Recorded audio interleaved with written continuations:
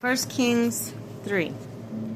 Early promise of Solomon's reign. Solomon allied himself in marriage with the Pharaoh, king of Egypt. He married the daughter of Pharaoh and brought her to the city of David until he should finish building his own house, and the house of the Lord and a wall around Jerusalem. The people were sacrificing on the highest places. However, for up to that time, no house had been built for the name of the Lord. Although Solomon loved the Lord, walking in statutes of David his father, he offered sacrifices and burned incense on high places. The king went to Gibeon to sacrifice there, because that was a great high place. Upon the altar, Solomon sacrificed 1,000 burnt offerings. In Gibeon, the Lord appeared to Solomon in a dream at night. God said, "Whatever you ask, I shall give you." Solomon answered, "You have shown great kindness to your servant, David my father, because he walked before you with fidelity, justice, and upright heart.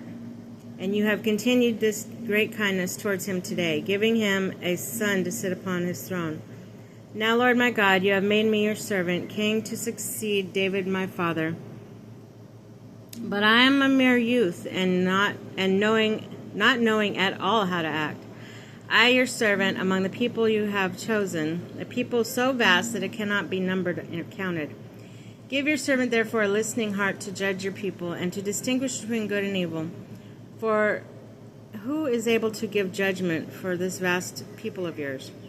The Lord was pleased by Solomon's request. So God said to him, "Because you asked this, you did not ask for a long life for yourself, nor for riches or for the life of your enemies. You asked for discernment to know what is right.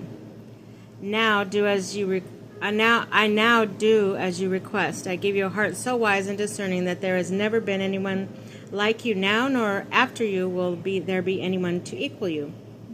In addition, I give you what you have not asked for. I give you such riches and glory that among kings there will be no one like you all your days. And if you walk in my ways, keeping my statutes, commands, as David your father did, I will give you a long life."